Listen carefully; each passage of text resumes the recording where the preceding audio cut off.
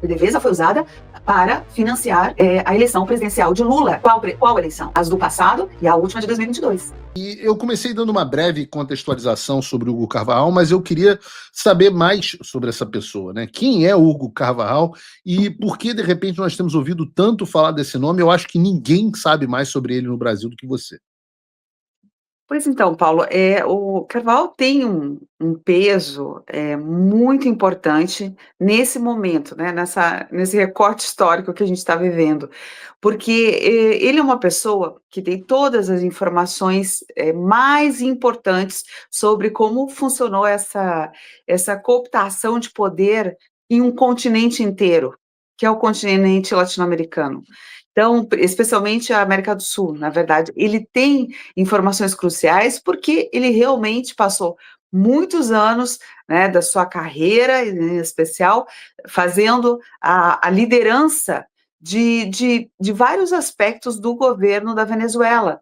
Então, o aspecto econômico, militar, político, né, e também os aspectos ilegais que nós estamos acompanhando, que é as relações do narcotráfico com toda essa estrutura, né? E ele traz à tona essas questões importantíssimas de que todo o poder que nós vemos sendo feito pela esquerda, né, sendo administrado pela esquerda neste continente, ele é um poder altamente corrupto, porque usa das ferramentas mais absurdas no sentido de maliciosas para comandar as nações, para comandar o Brasil, para comandar a Argentina, para comandar a Nicarágua, a Colômbia, o México, a Bolívia. Então, ele é uma pessoa muito inteligente, infelizmente, em vários pontos, né, da sua carreira, ele serviu a esse espectro aí perverso, né, do mal.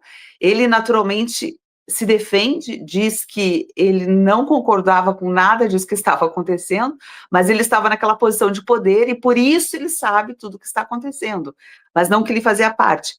No entanto, é uma situação realmente muito difícil, né, de quase indefensável, porque ele estava nas entranhas do poder. Mas o mais importante de tudo isso é que ele traz à tona as conexões, né, quem são os personagens de toda essa história.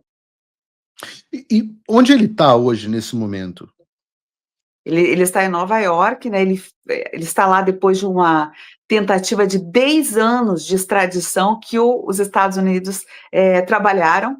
Não foi fácil essa extradição, então por vários anos ele viveu escondido, né, depois que ele rompeu com Maduro, viveu em Portugal, viveu na Espanha, e eu não me lembro se teve mais algum lugar. Ele ficou escondido, na verdade, assim, pelas análises e pesquisas que eu fiz, ele, na verdade, estava protegido, em alguma medida, por pessoas muito poderosas. Ele ficou muito, inclusive, principalmente em Portugal, o que me chamou muito a atenção, porque como Portugal não descobriu nada sobre ele por anos a fio, onde ele ficou escondido. Então, que relações ele tinha lá? A justiça na americana e a justiça espanhola também questionaram muito isso, porque se quisesse, teriam encontrado ele mais rapidamente, mas não foi fácil, porque ele estava, de fato, sob alguma proteção da esquerda de Portugal. Então ele está em Nova York hoje em uma prisão federal. Assim, voltando lá, completando, desculpa, eu fui indo na história. E depois desses 10 anos tentando essa extradição, ele foi preso em Madrid, e daí conseguiram trazer ele para os Estados Unidos. A justiça americana conseguiu. Ele veio em 2023, ele veio para Nova York, e ele está, então, desde então, colaborando com a justiça de diversas formas, trazendo as informações que ele tem. Então ele está preso nos Estados Unidos, em uma prisão federal americana. A acusação contra ele é de narcoterrorismo, da mesma forma que a acusação contra o Maduro, por exemplo, não? Sim, com uma pequena diferença. Ele é acusado de toda essa questão de narcoterrorismo, mas Maduro, ele tem mais acusações. Maduro tem a acusação do narcoterrorismo, que é a principal, e tem uma outra também que é extremamente importante, que é a acusação de usar a máquina estatal para corrupção política. Então, além do Uhum. esse segundo ponto, de usar a máquina estatal para a corrupção política, é um ponto em que, provavelmente, pessoas como Lula se enquadrariam perfeitamente numa acusação futura. Eu quero entrar nisso. Bom, mas então o Carvajal está numa penitenciária. Como que você chegou a ter contato com ele? Como é que foi que isso aconteceu? E você já teve com ele, você teve interação direta com o próprio Carvajal? Interação direta, sim. Como é que foi essa situação? Eu cheguei aqui em 2023, vindo do Brasil, pedi asilo, né, Aqui nos Estados imediatamente, Unidos, né? aqui nos Estados Unidos, imediatamente pedi asilo, e quando eu estava há 3 meses aqui, Carvajal veio extraditado, né, para Nova York. E desde então eu tentei vários caminhos, várias formas para acessá-lo, porque eu queria pelo menos conseguir aquele mesmo resultado que eu consegui em Madrid, né, que foi entregar perguntas via advogada dele, e ela me retornar, e ele escrever a carta de próprio punho e tudo mais. Eu pensei, pelo menos isso eu tenho que conseguir. Então comecei a fazer muitas articulações, conversar com muitas pessoas, até que este ano, aí há uns 2 meses atrás, eu consegui, então, finalmente a autorização da Justiça Americana para conversar com ele sem intermediários, diretamente por meio eletrônico. Então, foi já um grande passo, né? Um passo muito importante, poder conversar, passar as perguntas e sentir também como ele estava pensando sobre tudo que está acontecendo e se ele tinha mudado alguma coisa, né, em relação a 2023. Então, isso foi realmente um ponto bem relevante para que tudo viesse à tona nesse momento. De fato, ele está prestando informações sobre o regime venezuelano para o governo americano, para o Departamento de Justiça. O que a gente sabe sobre isso e qual é a relação do Hugo Carvajal, por exemplo, com o Lula? Tem algum impacto que essa delação pode ter para o Brasil?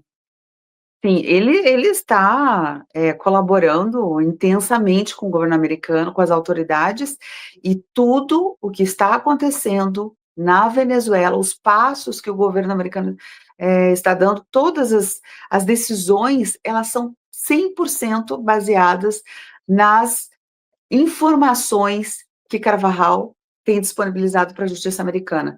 Então, isso é algo assim, é, muito, que tem muito peso, porque significa que as informações que ele está prestando são extremamente relevantes, não são nada triviais. Então, é isso que está acontecendo nesse momento. Em relação ao Lula, o impacto é muito grande, porque, na verdade, nós já estamos sentindo esse posicionamento que Lula tem tomado nos últimos dias, essas declarações de que ninguém vai mandar no Brasil, que ele sobre falar grosso, isso aí está claramente evidenciando a angústia, o desespero dele com o fato de que Maduro será a qualquer momento capturado, né, levando em consideração que as autoridades americanas o querem vivo, né, para que ele também chegue a essa posição de tentar negociar uma delação. E aí, Maduro vai entregar tudo sobre a amizade dele com Lula, sem sombra de dúvida. Então, nesse momento onde nós estamos na iminência de Maduro ser detido pelos Estados Unidos, gera uma tensão muito alta no governo brasileiro, porque o governo brasileiro não é, como ele tenta se apresentar, um mediador dessa situação, ele é um protetor do ditador Maduro. Né? Ele deu diversas, não só para ele, mas diversas proteções e garantias. Né? Por quê? Em função do quê? Pelos simples olhos castanhos de Maduro? Não. Foi porque eles têm todo um relacionamento intrincado que envolve profundamente gestos e decisões ligados à corrupção. Isso desde que a Petrobras foi usada para corrupção e como a PDVSA é usada. Tanto que Carvajal fala claramente, ele fala, a PDVSA foi usada para financiar a eleição presidencial de Lula. Qual eleição? As do passado e a última de 2022. O tic-tac acabou. Vieram as sanções de visto contra os ministros do STF e a Lei Magnitsky para cima do Alexandre de Moraes. Pela primeira vez o jogo começou a virar. Mas isso não foi por acaso. Foi fruto de muito trabalho. E só aconteceu graças ao apoio de muita gente. Mas ainda há muito a ser feito. Se você quer que eu continue com essas ações e com o meu jornalismo independente, não tem outro caminho. Você precisa me apoiar agora. É só entrar em www.paulofigueiredoshow.com/apoie e usar o cupom da descrição. Com pouco mais de $5 por mês, você já se torna meu apoiador. E com 49 você entra para o grupo dos patronos Gold. Você não quer parar por aqui, quer?